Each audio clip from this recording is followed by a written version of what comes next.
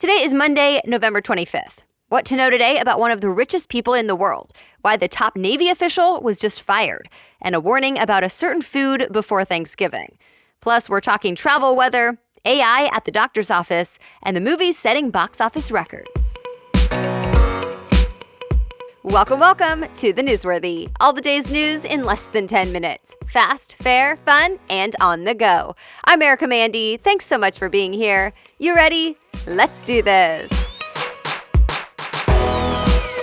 It's official now. Former New York City Mayor Michael Bloomberg is running for president, and he's already spent more than $30 million in ads. He's the 11th richest person in the world with an estimated fortune of more than $50 billion. And now he has officially added his name to the long list of Democratic hopefuls because he says he wants to beat another billionaire, Donald Trump. He says we can't, quote, afford 4 more years of President Trump's reckless and unethical actions. Well, Trump hit back with some name-calling, saying, quote, little Michael will fail. Because Bloomberg joined the race late, CNN reports he won't be able to compete in the primaries in Iowa, New Hampshire, Nevada, and South Carolina. But he has his hopes set on Super Tuesday, which is March 3rd. That's when the largest number of states hold a primary or caucus. CBS News reports he's not accepting donations and will pay for his campaign completely on his own, which means he won't be eligible for any of the Democratic debates. Stay tuned. There's been some tension lately between the president, the Pentagon, and the Navy over a Navy SEAL accused of war crimes. And now it's led to the firing of the Navy's top official. The defense secretary has now fired the Navy secretary, Richard Spencer. Why? Well, it all starts with the conviction of U.S. Navy SEAL Edward Gallagher. He was found not guilty of murder, but guilty of posing with the corpse of an ISIS prisoner. Then there was disagreement about what to do about that. The Navy demoted him, but President Trump intervened, telling the Navy to restore his rank and pay. In fact, the New York Times reports Trump intervened on 3 cases involving service members recently. The Army went along with it for the other cases, but for this one, the Navy was still planning a review, and Trump wasn't happy. Then Spencer was fired. The Pentagon says he can't be trusted because Spencer said different things in public and in private. And reports say he even tried to make a secret deal with the White House while publicly criticizing Trump's decision. In his resignation letter, Spencer said he couldn't follow an order he didn't believe in. Ultimately, officials say the Navy SEAL involved in this whole thing will keep his rank as a SEAL. Voters in Hong Kong turned out in record numbers this weekend, the biggest election in the city's history. It was a clear message from and support of protesters who have been demonstrating for months now against the current government and for democracy. Reuters reports by early this morning, 2/3 of the winning candidates in their local races are pro-democracy, compared to only 1/3 4 years ago. Some of the seats even went to protesters themselves. And voter turnout was almost double what it was in the last election. By the way, U.S. lawmakers in both the House and Senate, and from both political parties, overwhelmingly passed a bill in support of the demonstrators and sent it to President Trump for him to sign into law. But the Washington Post reports Trump is saying he may not go along with it because it could get in the way of a trade deal with China. Remember, Hong Kong is part of China, but is supposed to have some independence. Still, mainland China is definitely not a fan of the protests in Hong Kong or anyone who supports them. And so Trump has until early December to decide what to do. A record number of people will be traveling this week for Thanksgiving, and at least some of them will be dealing with some bad weather. That's because 3 storms are expected this week across the country, impacting millions of travelers. The National Weather Service says freezing rain, sleet, snow, and wind are already impacting various parts of the east, and some parts of the west could see mountain snow and rain in the lower elevations. In the Midwest, forecasters are talking about blowing snow, meaning potentially bad visibility for drivers. In fact, the bad weather may even ground the balloons at the Macy's Thanksgiving Day Parade in New York City. CNN reports it might be too windy for them to fly. They'll make the final call on Thursday, and of course, stay tuned to the potentially changing forecasts wherever you may be headed. A quick break now for today's sponsor, GenoPalette. Ever wonder how your genetics impacts what you should eat? Well, GenoPalette is interesting because it helps tell you.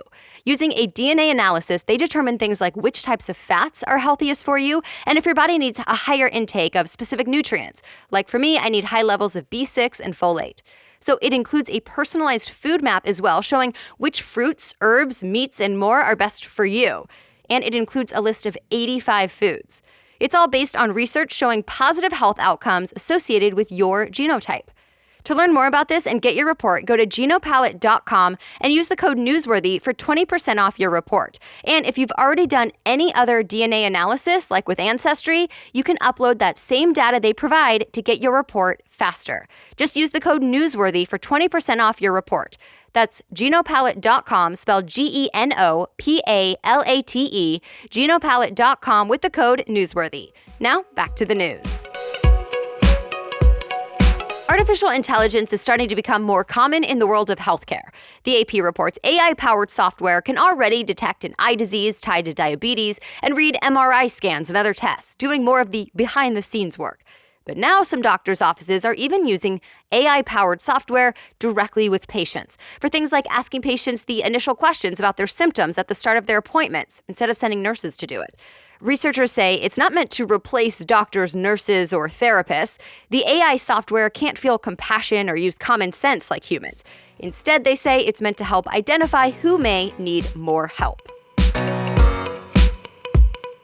Speaking of your health, there's a new warning about certain romaine lettuce. U.S. health officials are telling people to avoid lettuce grown in Salinas, California, because of a food poisoning outbreak. In fact, the AP reports the warning comes almost exactly 1 year after another similar outbreak. This time, the CDC says the warning applies to all types of romaine from the Salinas region, whether it's whole heads or pre-cut salad mixes. If you're not sure where it was grown, it's best to avoid it altogether. As expected, it was a huge weekend for the movie Frozen 2. USA Today says the movie brought in $127 million in North America over the weekend and broke several records, including being the highest-grossing weekend ever for any animated film around the world. And with Thanksgiving coming up, when lots of people go to the movies, Frozen 2 is expected to do well again over the long weekend. In second place was Ford versus Ferrari, and in third place, A Beautiful Day in the Neighborhood, the movie starring Tom Hanks and about the late Mr. Rogers. It was a big night for music. The AMAs, or American Music Awards, were last night. One of the most talked about performances was Taylor Swift when she was honored for the Artist of the Decade award. Her performance included a mashup of her old and new songs. But there was some controversy leading up to the performance. Because of her very public complaints lately that her old record label would not allow her to perform her old songs, well, eventually, People reports they came to an agreement and Swift got the go-ahead. She also won for Artist of the Year and others, which brings her total awards over the years to the most AMA wins of any artist ever, surpassing Michael Jackson's previous record. There were other performances, from the host Sierra to the Jonas Brothers to a steamy duet with Camila Cabello and Shawn Mendes. Billie Eilish made her award show debut performance, and she won Best New Artist of the Year. Halsey, in her acceptance speech for Favorite Pop Rock Song, questioned the worth of awards and got some attention for that. You'll find links to the full list of winners and some clips in today's show notes. And that's it for the main news today, but now it's time for Money Monday, where we talk about one interesting money-related news story you should know. Today, we're talking about the real story behind Black Friday. It's probably not what you think. You may have heard the story that the day after Thanksgiving got its nickname because it's when retailers finally turned a profit, meaning they're in the black. But really, History.com says that's not true. The name actually started in the 1950s by Philadelphia police. They used it to describe the chaos and traffic when suburban shoppers flooded into the city the day after Thanksgiving, and all the officers had to work overtime.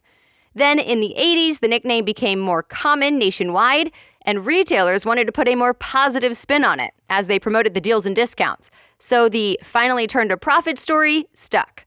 Of course, Black Friday is this Friday. All right, thank you so much for listening. As always, you can read more about any of the news stories we talked about today in your podcast app or on thenewsworthy.com/show notes. The Newsworthy is ready for you to listen every weekday by 4 in the morning. I'll be back with more news tomorrow. Have a great day.